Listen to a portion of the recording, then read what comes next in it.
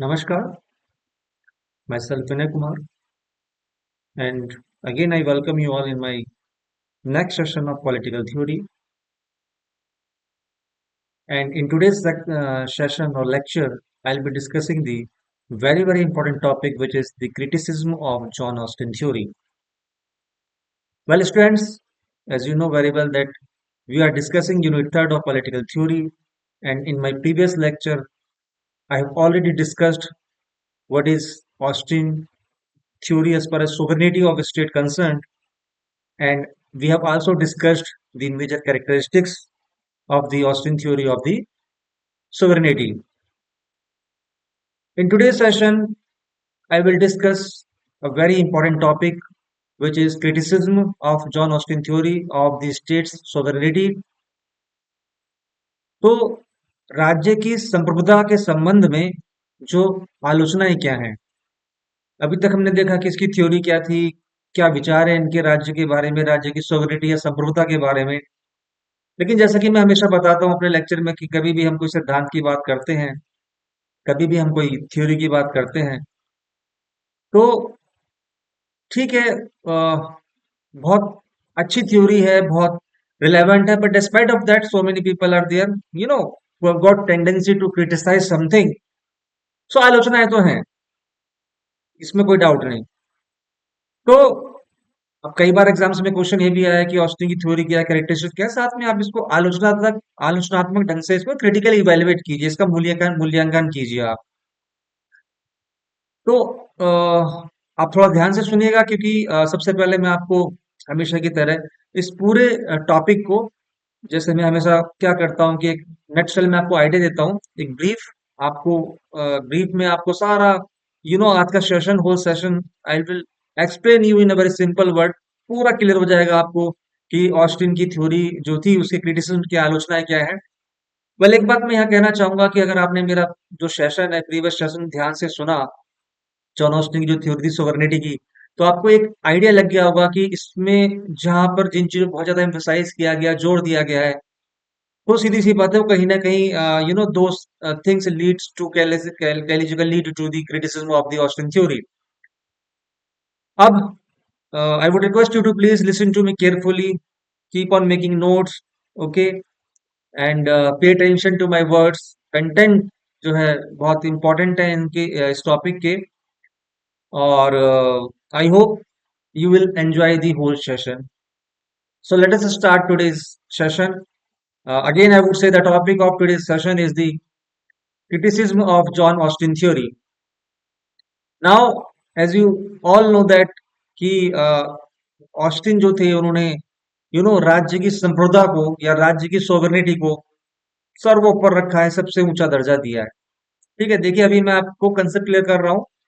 Later on, I will go all the headings, all the contents, one by one. I'll keep on explaining the things in a very simple but for you people. लेकिन मेरा जो पढ़ाने का एक अलग तरीका, जब भी मैं कोई टॉपिक आपके सामने रखता हूँ, समक्ष रखता हूँ, तो मैं पहले उसको एक थोड़ा सा एक आइडिया दे देता हूँ कि इसको कैसे आप इसको यू नो कंक्लूड करोगे, या मैं बोलूँ कि इसका सार क्या है। तो मैं कह रहा था जो जॉन ऑस्टिन, हालांकि आप जानते हैं कि बहुत बड़े इंग्लिश ज्यूरिस्ट थे वो, और बहुत फेमस रहे हैं वो, अपनी थ्योरी के लिए बहुत जाने जाते हैं। तो उन्होंने राज्य की जो सोवरेनिटी को सबसे ऊपर माना, सरोपर माना, एज ए होल माना, और उसके आगे दरकिनार कर दिया बाकी चीजों को। मतलब क्या है मेरे कहने का, आप एक बात जान लीजिएगा कि जब हम राज्य की संप्रभुता की बात करते हैं, तो राज्य में बहुत सारी और भी चीजें होती हैं, और भी लोग निवास करते हैं, बहुत सारी संस्थाएं होती हैं, इंस्टीट्यूशंस होते हैं, उनको भी ध्यान में रखना चाहिए। लेकिन जॉन ऑस्टिन इतना केंद्रीकरण करते हैं, इतना सेंट्रलाइज करते हैं चीजों को, कि वो थोड़ा सा it leads to no little bit towards the anarchy kind of thing. थोड़ा सा तानाशाही डेवलप होती है समाज में, जबकि प्रेजेंट सिनेरियो में मैं बात करूं, लोकतंत्र में, डेमोक्रेटिक राज्य में, हम इस तरह की थ्योरी को पूरी तरह से एक्सेप्ट नहीं कर सकते।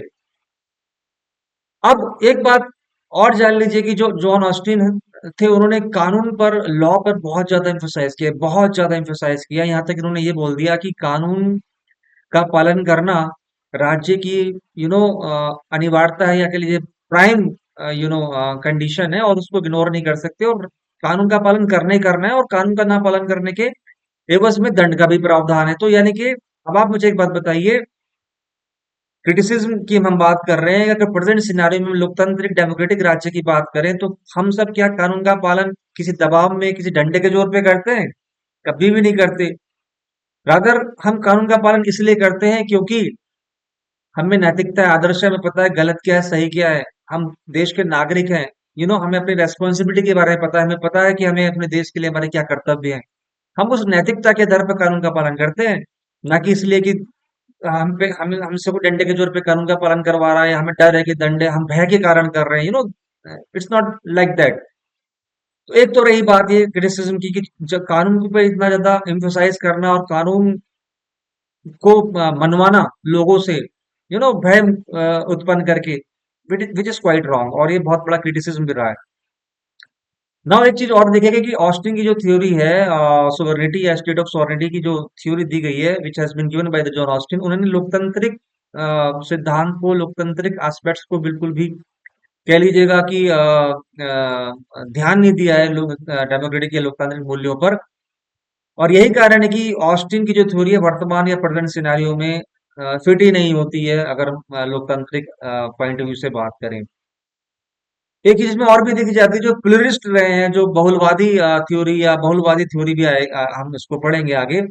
उन्होंने भी इसकी थ्योरी का, जॉन ऑस्टिन की थ्योरी का बहुत ज्यादा विरोध किया है, और उन्होंने केवल एक बहुत बड़ी बात बोली है कि जॉन ऑस्टिन जब राज्य की संप्रभुता की बात करते हैं, समाज, राज्य की संप्रभुता या कह लीजिए स्टेट की सोवरेनिटी की बात करते हैं, तो उनको केवल एक ही ध्यान में रहता है, एक ही सत्ता का केंद्रीकरण ध्यान में रहता है। और उसकी जो थ्योरी है, या समाज की, जो राज्य की जो ताकत है, जो पावर है, वो उस समाज के, उस राज्य के ऑथोरिटी के इर्द गिर्द घूमती है। अब आपको ये तो सीधी सी तरह बात पता है कि ऑथोरिटी की जब बात करते हैं, तो मैंने आपको प्रीवियस लेक्चर में बताया भी था कि जॉन ऑस्टिन ऑथोरिटी उस व्यक्ति को या उस ग्रुप ऑफ समूह को पुकारते हैं जिसको सबसे ज्यादा ताकत प्राप्त है, जो सरोपर है, जो रूल कर रहा है, जो शासक है, और वो किसी का शासन आज्ञा का पालन नहीं कर रहा है, यानी कि उसकी आज्ञा का पालन किया जा रहा है और वो किसी की आज्ञा का पालन नहीं कर रहे हैं, तो वो सर्वे सर्वा है। ठीक है, उन लोगों से अपनी बात मनवा रहे हैं, तो उसने उस व्यक्ति को या उस ग्रुप ऑफ पीपल को ऑथोरिटी की संज्ञा दी। तो कहीं ना कहीं ये भी चीज गलत है, क्योंकि उस समाज में हमारी बहुत सारी धार्मिक संस्थाएं हैं, सामाजिक संस्थाएं हैं, स्कूल्स हैं, चर्च है, मंदिर है, मस्जिद है। तो यहाँ पर ऑस्टिन इन सभी संस्थाओं को दरकिनार करते हैं, और कानून के निर्माण के वक्त इनका ध्यान कभी भी इन संस्थाओं की ओर नहीं गया। इन्होंने इन संस्थाओं से इनके विचार विमर्श को समावेश करने में, इनसे सजेशंस लेने में, इस चीज को बिल्कुल भी थ्योरी में नहीं उजागर किया। और जो लॉ का निर्माण हुआ, वो केवल एक ये कह लीजिएगा कि किसी एक व्यक्ति या कुछ व्यक्तियों की इच्छा पर कानून कानून के निर्माण की बात करते हैं, जो राज्य में ये कानून की बात कर रहे हैं। ठीक है, और एक दो छोटी छोटी बातें और भी इसमें इंक्लूड करूंगा, फिर मैं स्टार्ट करूंगा one by one, I will go through all the heading. शक्ति के केंद्रीकरण की बात करें, जो पावर है उसका केंद्रीकरण किया गया है, जबकि लोकतांत्रिक समाज में जो पावर है, जो शक्ति है, वो उसका केंद्रीकरण नहीं है। हम फेडरल समाज की बात करते हैं, फेडरल सिस्टम को अडॉप्ट करते हैं। यहाँ पर शक्तियों का विभाजन है, आपको पता है, ये केंद्र स्तर पर, राज्य स्तर पर अपनी अपनी शक्तियां हैं, या लोकल स्तर पर अगर हम बात करें, सभी गवर्नमेंट का, सभी सरकार का अपना शासन है, एक शासन प्रणाली है, सभी अपने अपने ढंग से काम करते हैं। तो इस तरीके से सत्ता का केंद्रीकरण या शक्ति का एकीकरण भी, सेंट्रलाइज करना भी, आपको मैं कहूंगा कि इसकी थ्योरी की एक बहुत बड़ी, आई वुड से, क्रिटिसिज्म रहा है। ठीक है, और फिर वही बात घुमा फिरा के लोकतांत्रिक समाज के प्रतिकूल है, लोकतांत्रिक समाज के अनुकूल नहीं है ये, इनकी थ्योरी, जो उसने की थ्योरी है। और सबसे बड़ी बात है, कानून के निर्माण में, लॉस के निर्माण में, आपको पता है जब कानून का निर्माण कोई राज्य करती है, निर्माण करती है, तो उसमें वो मूल्य आदर्शों की बात भी करती है, नैतिकता की भी बात करती है।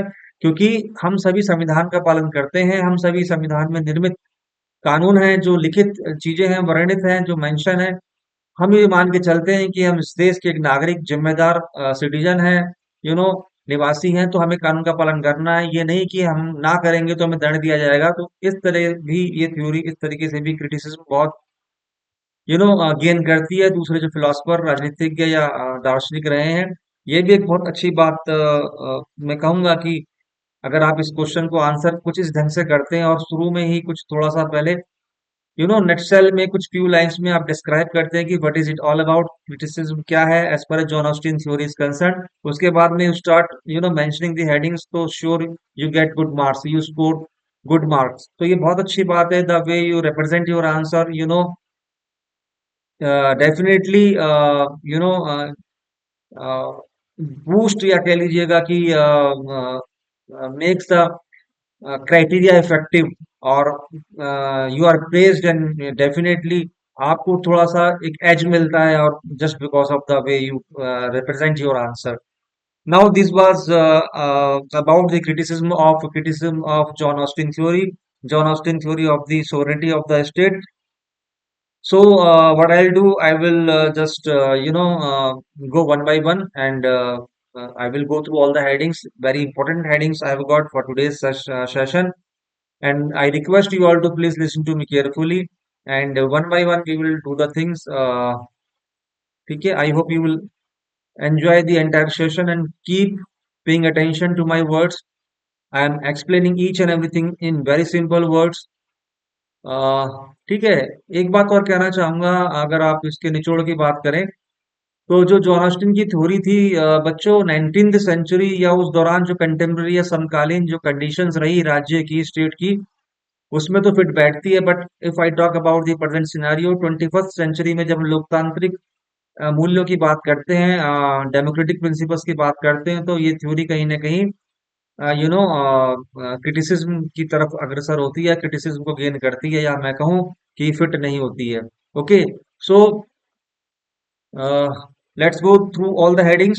John Austin's theory of sovereignty, articulated in the early 19th century, is often critiqued within political science for several reasons. Austin theory, which is central to his legal positivism, defines sovereignty as the absolute, indivisible, and supreme power within a state, held by a determinate human superior. So here are some criticism. Yeah, we can also say that on the basis of the following headings, we can easily identify, the major criticism of this particular theory. Now, first one is monolithic view of power. देखिए, मैं फिर कह रहा हूँ, monolithic view of power आप इसको इस तरह की भी समझ सकते हैं, जैसे कि इनके बाद जो प्लूरल थ्योरी आई थी, जो बहुलवादी का सिद्धांत आया था, कहीं ना कहीं इस तरीके को आप ऐसे डिफरेंशिएट कर सकते हैं, क्योंकि यहाँ पर जो पावर का सेंट्रलाइज किया गया है, और जो बहुलवादी थ्योरी, जो प्लूरिस्ट थ्योरी है, उसमें वो पावर को डिसेंट्रलाइज किया गया है। Now, what does it say as far as the first heading is concerned? Monolithic view of power to simplistic and unrealistic. Okay, it says that Austrian's portrayal of sovereignty as a singular supreme authority oversimplifies the complex and multifaceted nature of political power. Modern states typically exhibit a distribution of power among various institutions such as the executive, legislative, and judiciary branches, as well as between central and regional authorities. Okay, तो monolithic पावरों से मतलब क्या है बच्चों? ये वही बात है, अभी मैंने जब लेक्चर अपना स्टार्ट किया था, तो मैंने बड़े सिंपल तरीके से आपको एक बात बताई थी कि जॉन ऑस्टिन की जो सोवरेनिटी की जो थ्योरी है, उसमें पावर को सेंट्रलाइज किया गया है, केंद्रीकरण किया गया है, पूरे राज्य की सत्ता की पावर शक्ति को केंद्रीकरण कर दिया गया है, और उसमें राज्यों की और जो निवास करने वाली संस्थाएं हैं, व्यक्ति हैं, उनके आदर्शों को, मूल्य को, उनकी इच्छाओं को दरकिनार किया गया है। और सामाजिक संस्थाओं में मैं बात कहूँ, तो बहुत सारी सामाजिक संस्थाएं समाज में होती हैं, समाज का अभिन्न अंग है। यहाँ बात करें जुडिशरी, एग्जीक्यूटिव, लेजिस्लेटिव, साथ ही आप जितने भी हम बात करें स्कूल, चर्च, हॉस्पिटल्स, मंदिर मंदिर गुरुद्वारे, वहां निवास करने वाली जनता, सभी को ध्यान में रखकर कह लीजिएगा कि कानून के निर्माण की अगर बात करें, तो वो नहीं किया गया है। तो इस तरीके से ये थ्योरी इनडायरेक्टली ये बोलती है कि जो पावर है उसका सेंट्रलाइजेशन है, या आप इसको कह सकते हो कि monolithic view of power. Okay, जबकि आगे वो बात भी कर रहे हैं कि modern states typically exhibit distribution of power, यानी कहना क्या चाह रहे हैं, जैसे कि मैं बात कर रहा था कि मॉडर्न स्टेट, आधुनिक राज्य, या इन प्रेजेंट सिनारियो में जब हम पावर की बात करते हैं, तो उसका डिस्ट्रीब्यूशन और भी इंस्टीट्यूशन के साथ होता है। याद रखिएगा क्या बोला मैंने, कि when we talk about the present scenario, present democratic kind of thing, तो the distribution of power among various institutions कह लीजिएगा, वो होता है और होना भी चाहिए। जैसे कि मैंने अभी बात कर रहा था कि भारत की अगर संघीय व्यवस्था को देखें, तो उसमें जो पावर है, जो कह लूंगा जो सत्ता है उसका, डिसेंट्रलाइज किया गया है उसको, और उसको राज्य सरकार अपनी लोकल बॉडीज, लोकल सरकार या केंद्र सरकार के समक्ष या बीच में उसको वितरित किया गया है। ठीक है, वो बात अलग है, थोड़ा बहुत ऊपर नीचे होता है, केंद्र की पावर ज्यादा है, कुछ मामलों में केवल केंद्रीय डिसीजन ले सकते हैं। ठीक है, दैट इज फिजिबल, बट पूरी तरीके से पावर को तो उस तरह से फिर एनार्की आ जाएगी राज्य में, समाज में, और जब एनार्की आ जाएगी तो फिर उस राज्य में निवास करने वाले जो संस्थाएं हैं, उस राज्य में निवास करने वाले जो लोग हैं, उनकी स्वयं की इच्छा कोई मूल्य ही नहीं रह जाएगा। Okay, I hope you would have got me. I have explained the entire thing in a very simple word. Now let's move to the next heading, which is neglect of pluralism. ठीक है, तो ignore societal complexity. Now neglect of pluralism, जैसा कि मैंने अभी आपको बताया था कि जो प्लुरलिज्म है, जो बहुलवाद सिद्धांत है, वो इसीलिए आया कि जब या आप इसको ऐसे भी कह सकते हो कि इसके प्रत्युत्तर में आया, जो जॉन ऑस्टिन की थ्योरी थी, वो एकलवाद थ्योरी थी। तो यहाँ पर दूसरा हेडिंग क्या कह रहा है कि नेग्लेक्ट ऑफ प्लुरलिज्म, यानी कि जो बहुलवाद है, कहने का तात्पर्य क्या है कि बहुलवादी जो प्लुरलिज्म है, उन्होंने जो राज्य की स्थापना की बात करी, उसकी संप्रभुता की बात करी, तो उन्होंने राज्य की संप्रभुता में थोड़ी फ्लेक्सिबिलिटी रखी, यानी कि जो राज्य की पावर है उसको और भी संस्थाओं के बीच में डिस्ट्रीब्यूट करने की बात कही। सोसाइटी में और भी लोग जो निवास करते हैं, उनकी जो सामाजिक आर्थिक जो मूल्य है उसको ध्यान में रखने की बात करी। और साथ में जो प्लुरलिज्म है या बहुलवाद जो सिद्धांत है, वो ये भी बात करता है जो कंटेम्प्रेरी यानी कि समकालीन जो डेमोक्रेटिक जो परिस्थितियां हैं वर्तमान में, लोकतांत्रिक मूल्य हैं, उनको भी ध्यान में रखना चाहिए। तो इस थ्योरी ने यानी कि किसने, जॉन ऑस्टिन की जो थ्योरी थी सोवर्निटी की या स्टेट की सोवर्निटी की, वो नेग्लेक्ट करती है किसको, प्लुरलिज्म को। यही बात यहाँ पर कही गई है, यानी कि आदर्श मूल्य, नैतिकता, एक समान पावर का वितरण, लोकतांत्रिक सिद्धांत आदि को इन्होंने ध्यान में नहीं रखा है, दरकिनार किया है। This is all about the heading second, which is the neglect of pluralism. ठीक है, now let's move to the next one, which is the third heading of the topic, static nature of sovereignty. Static का मतलब आप समझ लीजिए यहाँ पर, मतलब कुछ चीज में ठहराव है, स्टैग्नेशन इज देयर, तो that is known as static nature of sovereignty. आप थोड़ा ध्यान से सुन लीजिएगा, बहुत इंपॉर्टेंट हेडिंग है कि fails to address dynamism. Dynamism का मतलब क्या होता है बच्चों, गतिशीलता बोलते हैं इसमें। कई बार हम अपने कोर्स में, एजुकेशन में बहुत सब्जेक्ट में पढ़ते हैं कि जो ये शिक्षा गतिशील है, एजुकेशन इज अ गतिशील है, डायनेमिक प्रोसेस, उसका मतलब क्या होता है बताइए। If I say that education is dynamic process, ठीक है, तो उसका मतलब क्या होता है, देखिए सुन लीजिए ध्यान से। इसका मतलब ये होता है कि उसमें लगातार परिवर्तन होते रहते हैं, निरंतर चलने वाली प्रक्रिया है। ठीक है, कुछ उसमें innovations, we have to bring some new things, new concept into previous, we have to put the things into previous kind of thing, कुछ नवीनता लाना पड़ता है, और स्टैग्नेशन नहीं है। यहाँ पर जॉन ऑस्टिन जो है पूरी तरह से इस चीज को फोकस कर रहे हैं, जब उन्होंने सिद्धांत दिया कि जो सोवरेनिटी है उसमें हम कुछ भी मतलब फ्लेक्सिबिलिटी नहीं है, उसमें कुछ भी हम उतार चढ़ाव नहीं कर सकते, पावर है तो है, सरों पर है तो है, किसी की हमें दंड या उसके द्वारा आज्ञा का पालन कराना है, लॉस को मनवाना है, और रिजिडनेस इज देयर। ठीक है, तो the theory does not consider the dynamic and evolving nature of sovereignty in response to social, political and economic changes. Modern political systems are more fluid and adaptive than Austin's static conception suggests. वही बात हो रही है, ये कहना ये चाह रहे हैं जब हम इसके क्रिटिसिज्म की आलोचना की बात करते हैं कि जो थ्योरी है जो ऑस्टिन की, उन्होंने संप्रभुता या सोवरेनिटी के संबंध में बहुत ज्यादा स्टैग्नेशन काइंड ऑफ थिंग पर बहुत ज्यादा एम्फोसाइज किया है, स्टैटिक नेचर बताया है सोवरेनिटी का, कि हम इसमें चेंज नहीं कर सकते, कुछ फेरबदल नहीं कर सकते। तात्पर्य कहने की ये है कि उस राज्य में निवास करने वाले जो संस्थाएं हैं या जो व्यक्ति हैं, उनके विचारों को समावेश के आधार पर, उनकी सजेशन के आधार पर, या उनकी सामाजिक और आर्थिक समस्याओं के आधार पर कानून में कुछ फेरबदल नहीं होगा। ठीक है, पूरा जो शासन की बागडोर है वो एक ही व्यक्ति के हाथ में है, और जिसको उन्होंने नाम दिया ऑथोरिटी ऑफ द स्टेट। ठीक है, तो मॉडर्न पॉलिटिकल सिस्टम की अगर बात करें, are more fluid and adaptive than Austin's static conception of suggest. यानी कि मॉडर्न थ्योरी जो भी आप पढ़ते हैं, जैसे इसके बाद बहुलवादी सिद्धांत आया, कहीं ना कहीं वो बहुत अडेप्टिव है। अडेप्टिव का मतलब आप समझते हो, यानी कि बदलती परिस्थितियों के अनुसार वो चेंज होती है। अब जैसे कि मैं वर्तमान सिनेरियो की बात करूं, लोकतंत्र में हम जो भी मूल्यों का समावेश करते हैं, यानी कि लोकतंत्र सिद्धांतों के आधार पर जो भी हम कानून का निर्माण करते हैं, तो कानून ऐसा नहीं कि जो बन गया उसमें कानून में परिवर्तन भी हो सकता है, नए कानून भी बनते हैं। ठीक है, लोगों को ध्यान में रख के कानून बनाए जाते हैं कि कौन जोन से कानून का या जिन कानूनों का निर्माण हो रहा है, the laws which are being formed by government, उसका क्या कॉन्सिक्वेंसेस का इम्पैक्ट होगा हमारी राज्य में निवास करने वाली जनता के बीच में। तो ये सारी कुछ चीजें हमें ऑस्टिन की थ्योरी में नहीं दिखती। That's why we say that there is static nature of sovereignty of the state.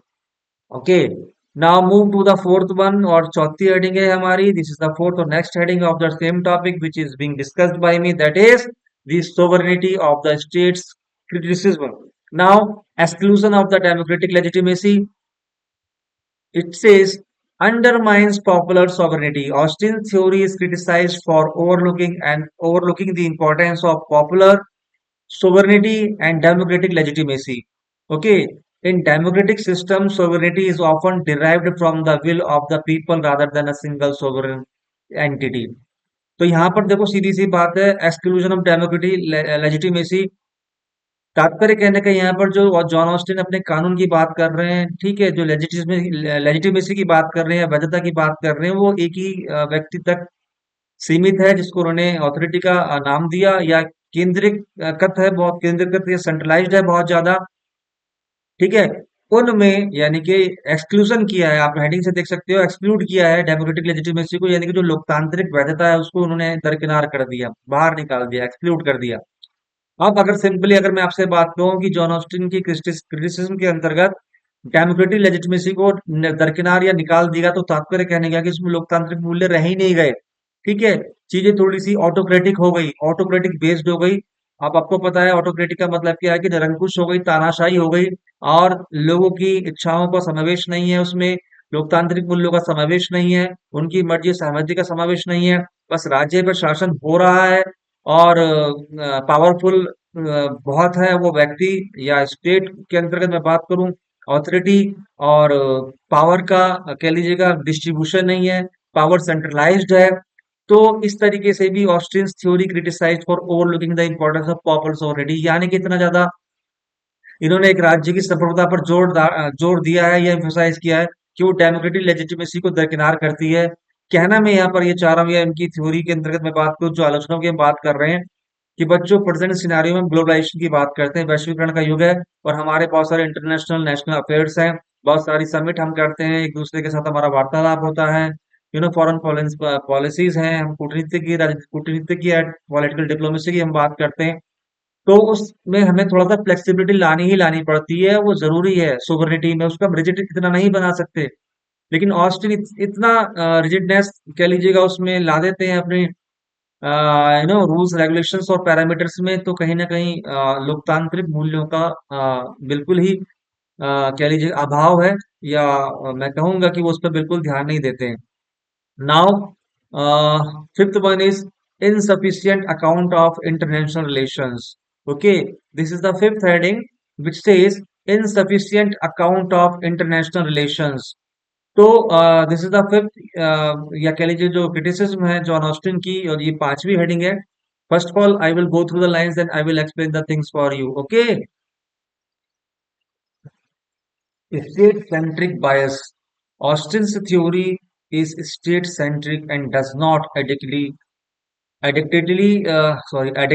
address the complexities of international relations and global governance. The increasing interconnectedness of states and the influence of international relations challenge the notion of absolute sovereignty. ये वही बात है, अभी मैं आपको यहाँ पर समझा रहा था कि जब मैंने आपको नटसेल में इस बॉस्टन की थ्योरी को क्रिटिसिज्म दिया था, या इसके मैं आलोचनाओं की बात कर रहा था, कि वो इतना ज्यादा एक राज्य की संप्रभुता पर चले गए हैं, इतना ज्यादा मैं कहूंगा कि उन्होंने किसी स्टेट की सोवरेनिटी पे एम्फोसाइज किया है, कि वो और भी चीजों पर बिल्कुल भी ध्यान नहीं देते हैं। जैसे कि मैं आपको बताऊं कि प्रेजेंट सिनारी में अगर मैं बात करूं, इस ग्लोबलाइजेशन के समय, वैश्वीकरण के समय में, हम ये नहीं कह सकते कि हम इंडिपेंडेंट नेशन है और हम किसी पर डिपेंड नहीं रहेंगे, हम तो अकेले सर्वाइव करेंगे। This is not possible at all, it is quite impossible. तो यहाँ पर जो जॉन ऑस्टिन की थ्योरी की जहां तक क्रिटिसिज्म का सवाल है, ये इतना मतलब कह लीजिएगा इस तरह का एटीट्यूड है, अगर मैं बात करूं, if I go through the theory of John Austin, कि उन्होंने उनको जो एक्सटर्नल जो कह लीजिए रिलेशंस है या इंटरनेशनल ऑर्गेनाइजेशन के साथ संबंध है, यू नो या मैं बोलूँ कि जो वैश्विक स्तर पर जो मैटर्स हैं, मामले हैं, उसको उन्होंने बिल्कुल भी अटेंशन या पे नहीं किया है, उस पे बिल्कुल भी ध्यान नहीं दिया है, और ये बोलते हैं कि मेरी जो राज्य की संप्रदाय है बस मैं उसी तक सीमित हूँ और वो सरोपर है। और जबकि अगर हम बात करें किसी भी नेशंस के डेवलपमेंट के लिए, उसकी आर्थिक सामाजिक प्रगति के लिए इंटरनेशनल रिलेशंस बहुत ज्यादा जरूरी हैं, क्योंकि प्रेजेंट सिनारियो में हम ट्रेडिंग की बात करते हैं, हम बहुत सारे हमारे पास ऐसे मुद्दे हैं, एनवायरनमेंट से जुड़ी हुई समस्याएं हैं, बहुत सारी चीजें ऐसी हैं कि हम ये नहीं कह सकते कि हम तो अलग थलग हो गए या कट के चल लेंगे, ऐसा पॉसिबल ही नहीं है। तो यहाँ पर जॉन ऑस्टिन की थ्योरी को अगर हम अडॉप्ट करें या उसको फॉलो करें तो सीधी सी बात है, इंटरनेशनली हम लोग डिस्कनेक्ट हो जाएंगे।